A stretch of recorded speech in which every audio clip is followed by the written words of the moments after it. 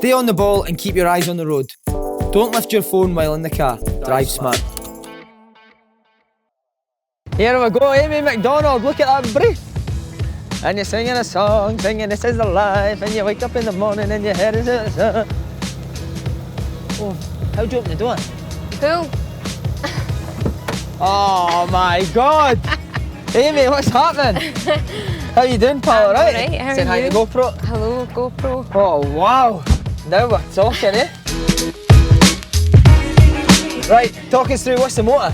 This is a Ferrari 458 Speciale. Wow. Yeah, you can see. Is this your baby, eh? This is a bit of a collector's item now. Usually I don't, I chop and change my cars a bit, but I've had this now for 4 years because it's the last Ferrari that they ever made without turbo. Oh really, right? Yeah, so. But you had another Ferrari as well, didn't you? I had a Ferrari 488, yes, as well, but I sold that to pay for my wedding. The things you do for Richard Foster. Right, we're going to Barrowland first. We're going to Barrowland, right? You know your way? Nope. Right, I'll direct you. Right, come on, we'll head out here. Old Hampden Park. You've sang some big tunes at Hampden Park, haven't you? I have, yeah. I've done the anthem a few times. The one against Spain was possibly the best ever because Scotland played really well that night. I always say with Scotland, we're in a team of mimics that will just mimic the team that we're playing against. So when it's Spain, that's amazing, but then when that's the Faroe Islands, it's not so amazing. Do you remember when you got told for the first time that they were going to ask you to sing the anthem? Where the hell am I going, by the way? Go right here. Right. Yeah, it was a friendly, and it was against Argentina when Maradona was the manager. Wow. So it was pretty amazing because he was there, and there's all these young boys that were the mascots. Take it, I'm going right again. Find this side, oh no, that side though. And it was all these young boys that were the mascots, and they were desperately trying to touch his hand.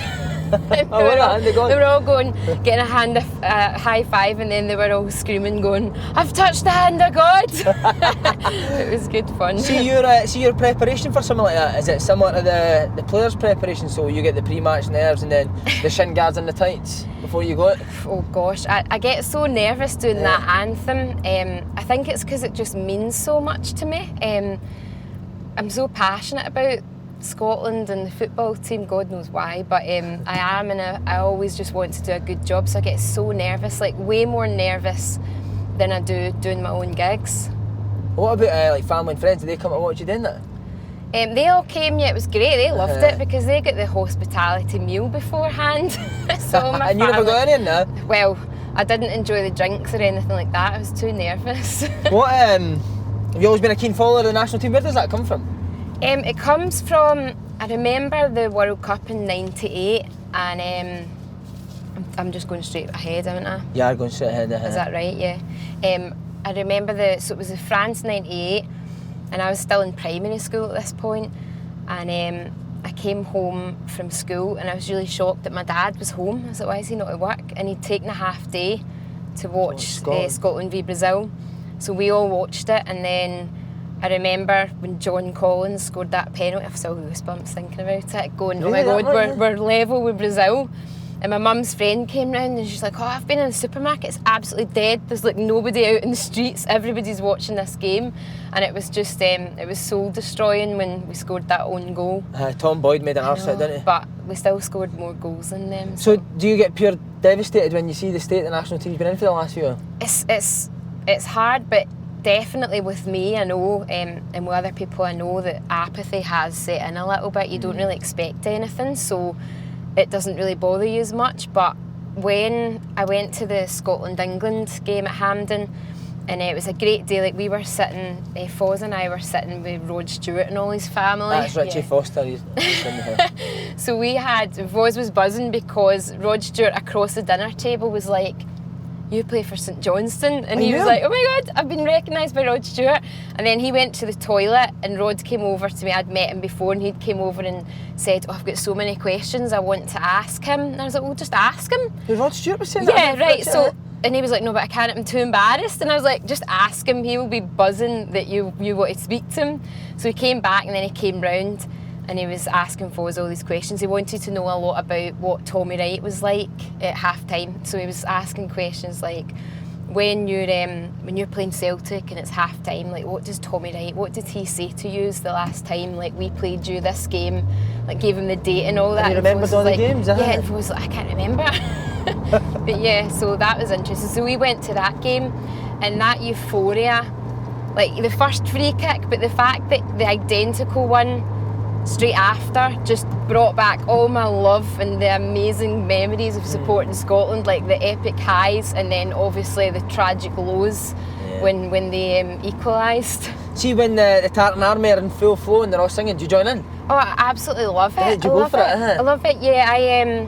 I went over to, I was in Dortmund when a couple of years ago we were in the qualifying group with Germany, and the German football manager Jogi Löw is actually one of my fans. So he's one of your big fans, is he? Well, he came to loads of gigs, wow. So he actually got in touch saying, oh, we've got Scotland in this group, would you like to come? And we were like, yeah, definitely. So he laid on like a big, nice car and all that to pick me and my mates up at the airport, and it had the tinted windows and the German football logo. So we're then driving up to the stadium, everybody's trying to see in, going, who's that in that car? And then it was just 3 random girls from Bishopbriggs. Wow. But that was a great night. We really took advantage of the free bar, and there's a reason why they don't serve alcohol at football in Scotland, and we proved it. But we were right in with the Tartan Army, causing scenes. Amazing, because you're massive in Germany, aren't you? Well, that's where I've sold most of my albums, yeah. So Why I spent do you a lot think of that time. I don't know. I just from the first time I went over there, they just seemed to like what I do, and then they're a lot of people in Germany, they're not fickle like we can be over here. Like in the UK, it's all about new, whereas over there, they're like, if they like you, they're kind of with you. What was it? I've got a proposition for you. Obviously, you've done the big Hampden, but fancy doing a Peterhead game? Peterhead? Yeah. I've not been asked. Well, this is me asking you. You want to know what the club's anthem is? What? We sing when we're fishing. What's that? So it's a big fishing village, so that's what the Peterhead song is. Do you want me to sing it for you? If you want. Well, we will sing when we're winning, and we'll sing when we're fishing, and we'll sing louder than you. And we make the other team look like they're playing Sunday League, so they call us the Blue Toon. Peterhead. Peterhead. You fancy it?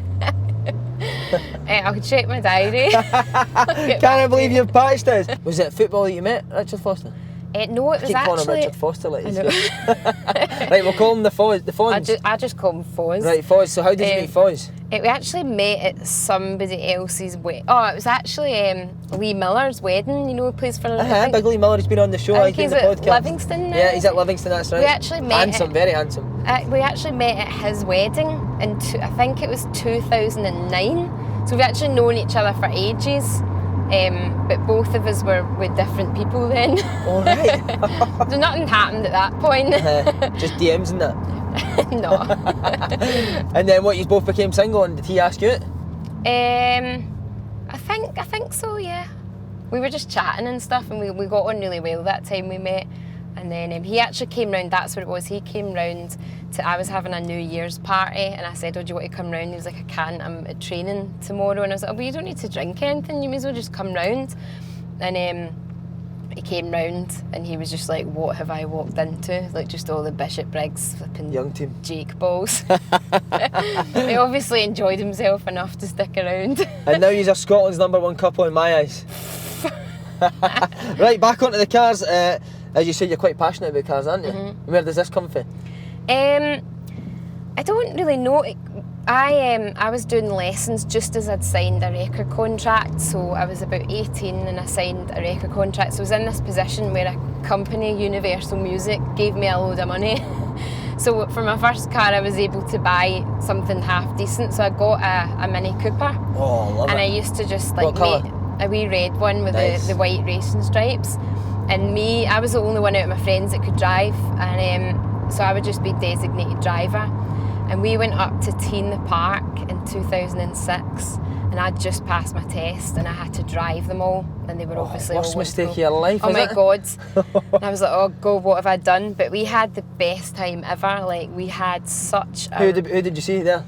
Oh gosh, I can't even remember No. who I saw. It was more about the banter with my friends. We just had such a laugh and we have so many happy memories. But from then, I was kind of thrown in at the deep end with the driving. So then I just offered to drive everywhere, and I used to just love kind of cutting about in that little Mini. What other cars have you got? Said you've got the Bentley as well. So I've got a Bentley Bentayga. Wow. Which is my kind of day-to-day, which is a beautiful car to drive. And then I've bought, it's always been my thing, like it was terrible. My mum used to be an accountant before she retired, and she used to just crack up going, "What are you buying all these bloody cars for?" But I think I've bought something like 30 cars since that first Mini, yeah. Not just And for how me. many years? In about 10 years. Have you? But not just for me, like I bought my dad a car, I bought my sister a car, I bought my friends cars. Was that a nice feeling, didn't it? Absolutely amazing feeling, the best thing ever to just be like... What did you buy your dad? A Range Rover Sport. Oh, amazing, eh? Yeah, so... Have you got brothers and sisters? I've got one sister, yeah. You're definitely the favourite, isn't it? No, my sister's actually, she's a consultant radiologist. Oh, is she? So she's very smart, What yeah. a family, by the way. Yeah. So she got a nice car as well? Well, I got her a Range Rover Evoque that she's had for a while now. Why did I not marry you? That's Honestly, a question many people ask themselves. See, when you were becoming like really successful, was there always a car that you had your eye on? Was it the Ferrari? No, it was an Audi R8. That was the one that I just dreamed. I was like, I'd love an Audi R8. And I'd released my first album at this point, but I didn't think anything of it. And then I remember going, do you know what? Things are going all right. You can't take it with you when you die. You may as well enjoy it whilst it's there. I love that. So I bought myself an R8, and I just remember driving it home and just being like, oh my God, this is an R8, and I can't believe that I own this. This is incredible. Was that the wee moment that you think I've made it? No, I still don't think I've made it. Of course you have. You're a national treasure. I doubt What do you mean you've not made it? Would that have been the favourite one that you had in the R8, or did Ferrari overtake it? It was just the first one. I think this Ferrari has kind of been my... So this is the second Ferrari that I had. I had 3 in total.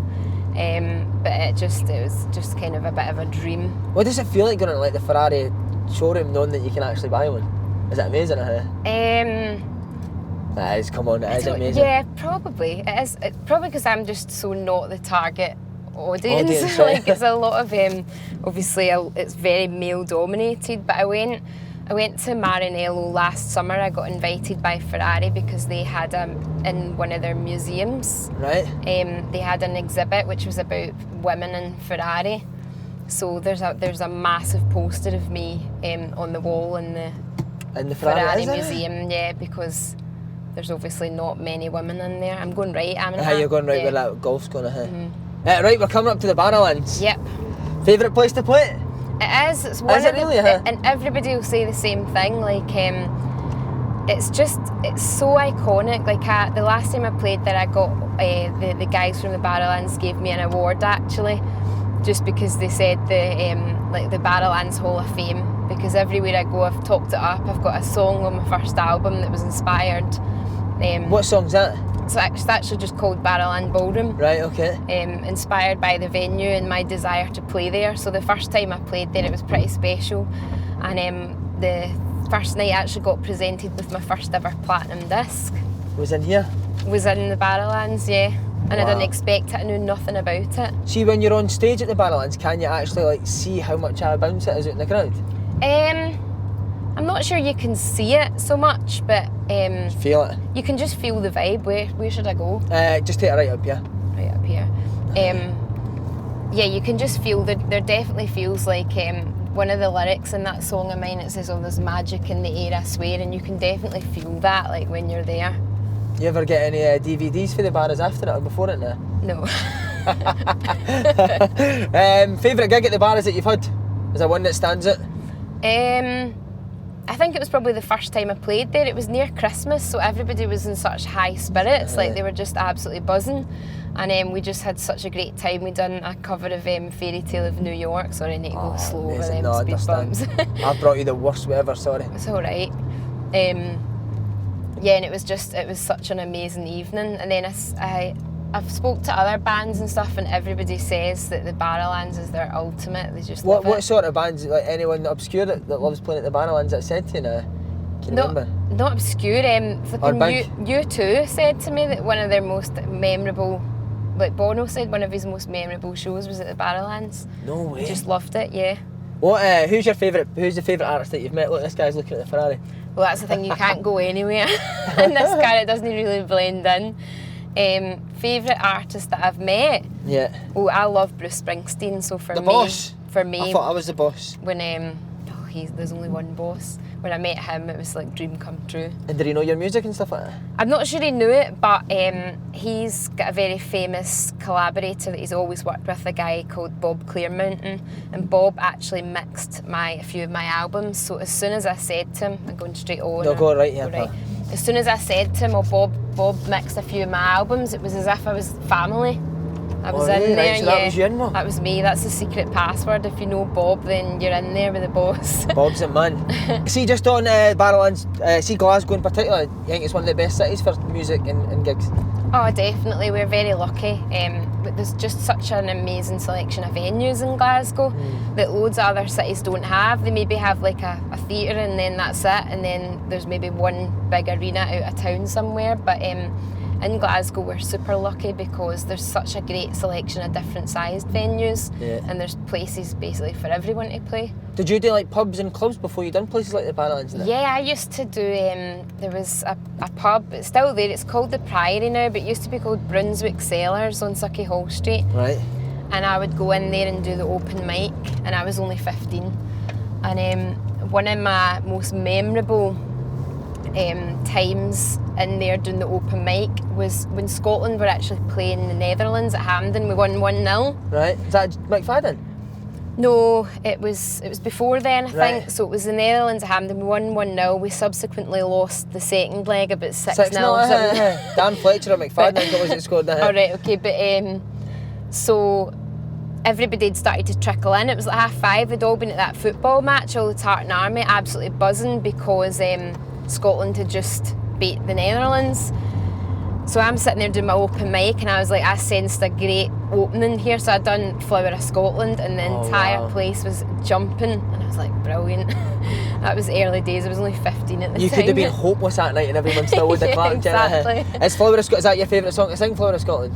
I don't think it's my favourite song to sing, but I do love singing it. It's just such a beautiful song, it's so poignant. Like I think a lot of times people say, oh, they don't like it as an anthem, but I think it's got everything. I think it really kind of riles you up and gets you. Definitely gets you going. See, I always ask footballers this, so I'm going to ask you, was there ever a time that you thought, I might not make it?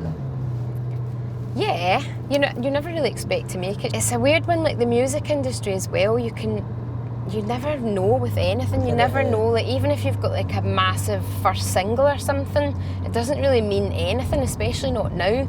So you never really know how things are going to go. But I don't know, I think when I started out I was so young, so I didn't really have that anxiety and worry that comes with getting older. You just kind of go with the flow a bit more. Scotland had put their bid in for to host the Commonwealth Games, and they had used one of my songs, a little song called The Road to Home, in like their main campaign video. So on the day where they found out who wins the Commonwealth Games, who's going to host it, they had a big party on at the fruit market and they showed this video and all that. So I was there and I was on the stage with everyone and I sang, and then they won it. And then you kind of forget about it because it wasn't until 2014, so you're like, oh, right, whatever. And then when that came around, it was like, right, Amy, do you want to come and sing? And I was like, yes, totally. God. See, when they get something like that, I thought, are you in the back of your mind thinking, they better ask me to do this?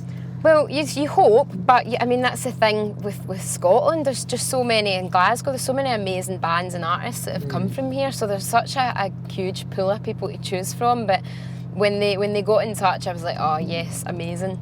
And then it was Rod Stewart's song. Did you not need to do Celtic Park as well? Yeah, it was Celtic Park we were at. So I was in there for like the whole week beforehand doing rehearsals. We had a wee office at the front. I don't know whose office it was, right enough. I probably left it an absolute shit pit. Where are you sitting when your album goes to, obviously it went to number 1, didn't it? So it went to number 2 when it came out, and then it went to number 1 6 months later in January, and I was actually in my car and I was in my little Mini at the time. Right. And my manager at the time had phoned me, and it was just a Sunday morning, and I thought, I better stop. So I pulled over and I answered the phone, and I was like, yeah, what is it?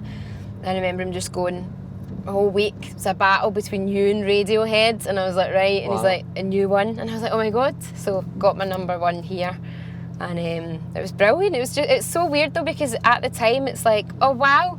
And then you put the phone down and you just carry on driving, going to the shops, wherever the hell I was going. So do you never like stop for a good minute or 5 minutes and no, start crying? No, because I was just kind of pulled over at the side of the road, and I was just like, all right, brilliant, whatever. And it's weird though, because I think now I realise how amazing that is, but because I was just so young and we put the album out and that's what happened, you just think, oh, that's all you do. You just put your tunes out and they fly. But now I know that is not what happens at all.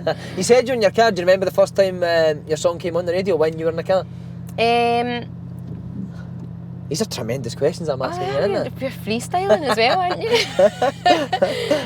When I was in the car, yeah, I think when I was in the car, I knew that it was happening because I'd been warned by my record label that somebody was going to, I think it was Joe Wiley, was going to give one of my songs a quick spin. But the first time that I got played on the radio was actually a demo. This was before I was signed, and it's an amazing DJ called Jim Gellertley, who's... Oh, is he not from Dundee? He is, and he should be on every radio station on the planet because he knows music more than anybody I've ever met, and he's just so passionate about it. And he had this great evening show, and I sent him my crap demo, like it was recorded in a bedroom. It sounded awful, but of the song This Is a Life. And he said that he absolutely loved it enough to play it. And I remember just listening to his show one night, not knowing that I was going to get played, and he played my crap bedroom demo years before I released it. Yeah. So Jim Gellertley's the man, isn't he? He is the man. So he was the one that actually gave me my first platinum disc. He came on the stage to. There you go. Jim's got you this Ferrari. He has, yeah. Did you buy him a motor now? I don't. Maybe one day. What about the Open Goal podcast? You never listen to that in the motor? I haven't listened to it, no. But I've got a friend who had messaged me, like he listens, watches, whatever religiously. So is it Tommy Wright?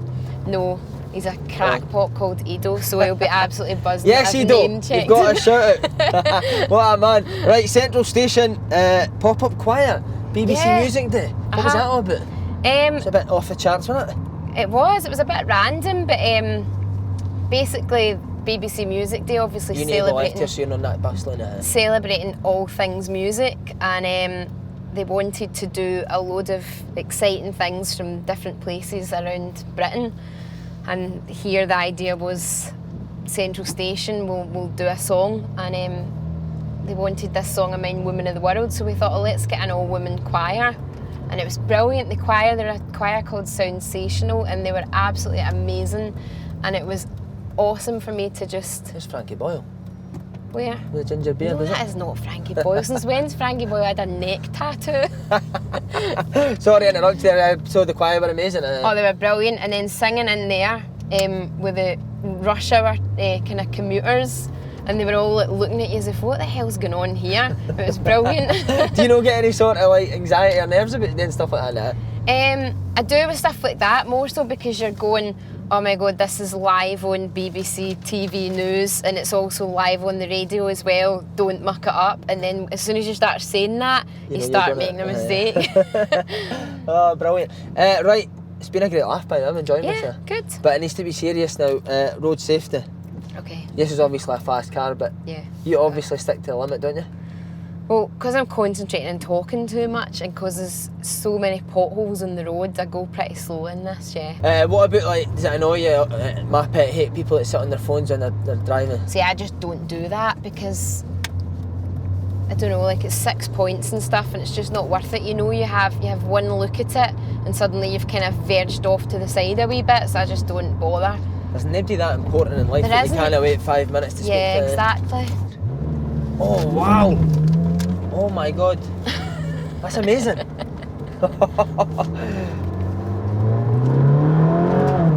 Wow.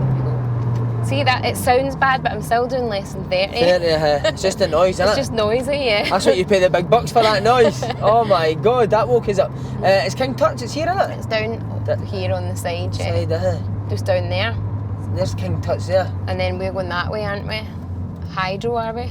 We're going to go to Hydro next, but there's King Tut's. Just a wee bit about the King Tut's, amazing. I've been to a couple of gigs in there, and that is sweaty, isn't it?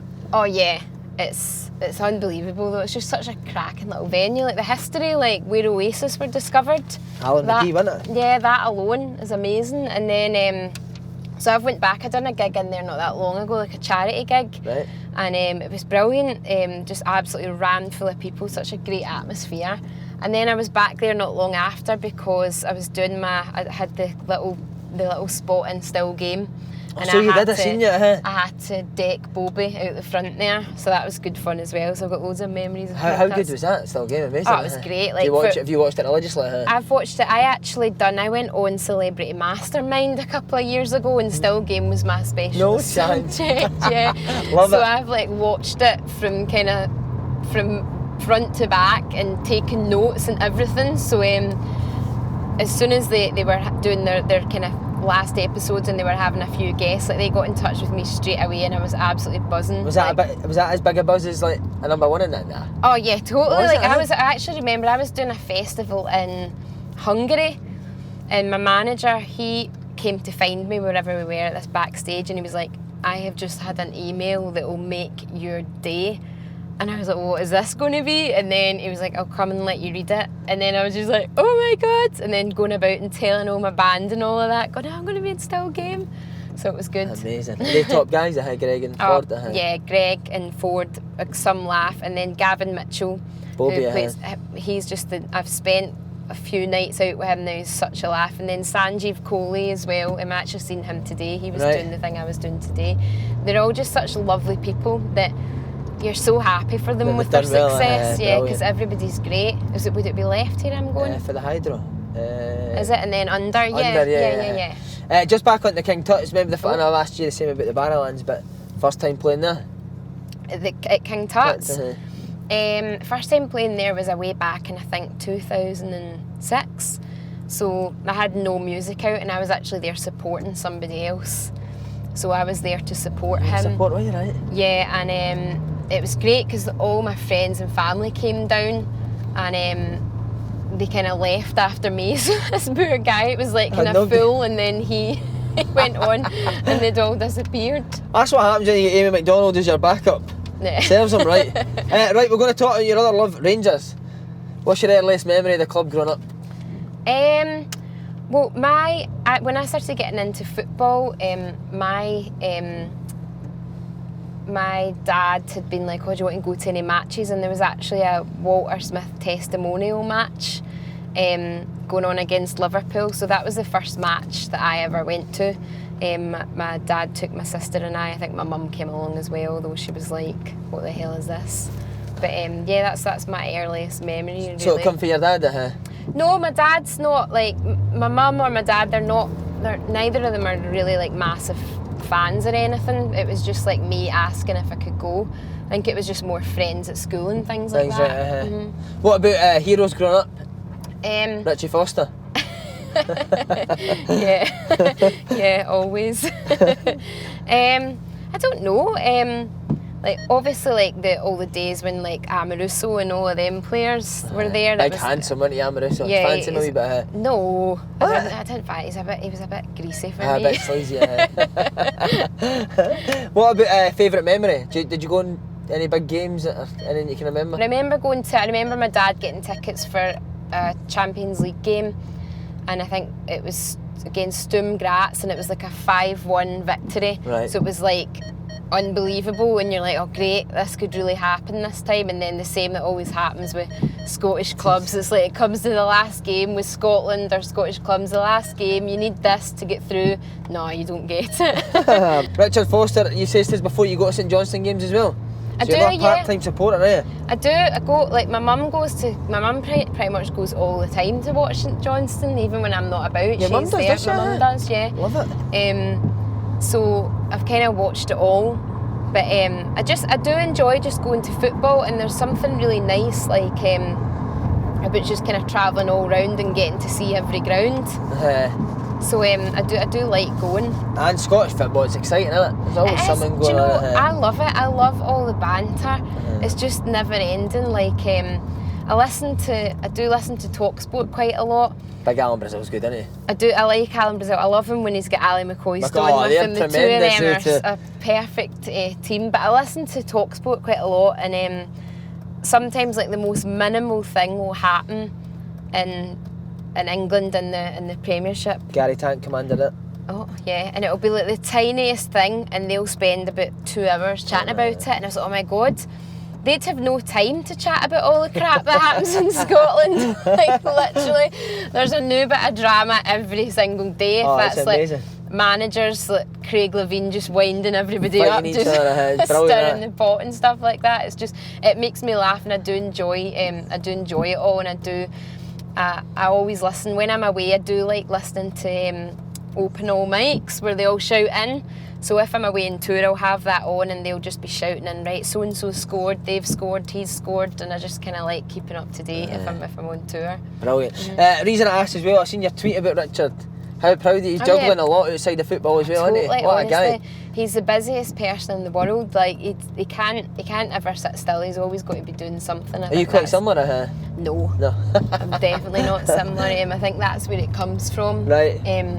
But he just needs to be doing something, and he's really eager to learn all the time. He just loves learning, so that's where it comes from. He's like written a novel.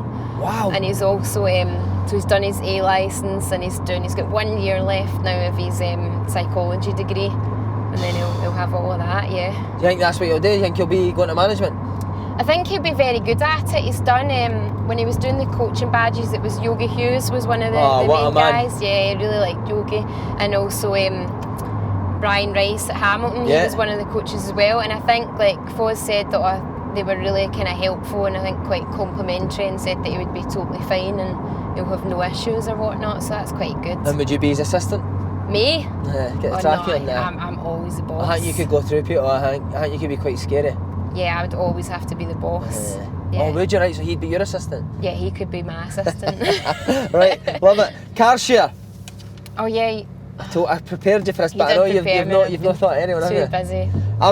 So if you could pick a car share with 4 passengers for a long distance journey, who would you pick? So, I've put you at St Johnston back 4.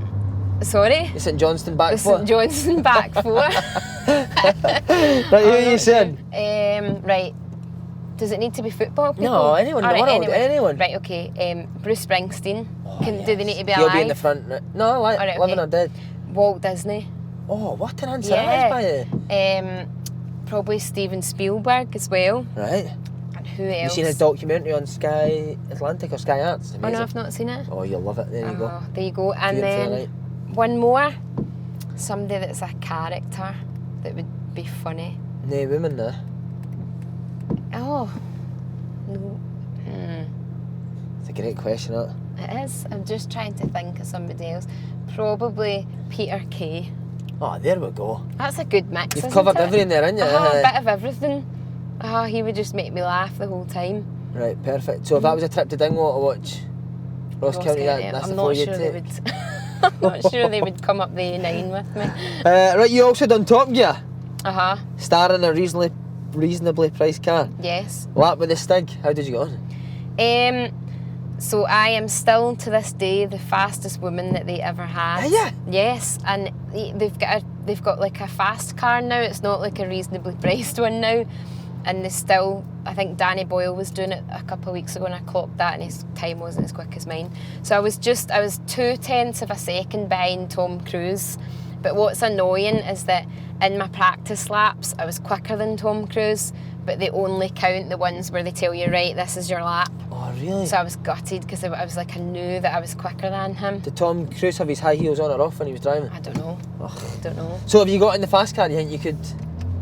Oh, I don't know, but I was just I think I'm still in the top 10 from that final series before it was all changed. So yeah, but I did enjoy doing that. Love it. Right, it's been a pleasure, by the way, but we're just coming up for the Hydro. You performed at the Hydro for the Ryder Cup opening ceremony. Yes. Was it a good crowd, or was it all golf fans? Was it quite... It was all American golfers and stuff like that. Is it in here? Yeah, we're just going into the taxi. But it was good. I think I had the full orchestra with me, which is always great to play with the orchestra. And then I actually went up to Glen Eagles the next day and done the opening ceremony. So I had like Rory McIlroy and all that sat behind me. All the players were sat in the seats behind me, and I had to go out and sing. Wow. Yeah, after a wee introduction. So did you get to meet the players? I didn't. Well, they were all there. I could have done, but I hate annoying people. Like I hate going up and going, can I speak to you or whatnot? So I try cool. not to. Yeah, I'm trying to be cool. Quite a lot of people say I look like a Scottish famous golfer. Can you guess who? Oh really? Colin Montgomery. Do you? All right. We'll just park up here behind that green car. Right, you've played most places in Scotland. Any other venues in the world you'd like to tick off? Like Madison Square Gardens or something in New York would be incredible. Like, just the... You and the boss. Oh yeah. That's a dream. That would be perfect, wouldn't it? And last one, have you maybe there one day as well? Sometime soon if an album comes? I don't know, it's massive in there. Like So big, it holds so many people. It's a great venue though. When that first opened, I went to see Fleetwood Mac in there. So did I. And it was brilliant. Amazing. I absolutely loved it. And I was like, oh, it's great that we've got this big venue now. So you never know, it's brilliant. I love that Glasgow's got that now. Open goal coming to see Amy at the Hydro. There you go. Amy, pleasure. Thanks very much. Thank you very much. Thank you. Don't be a man down. Leave your phone on the subs bench while driving. Drive smart.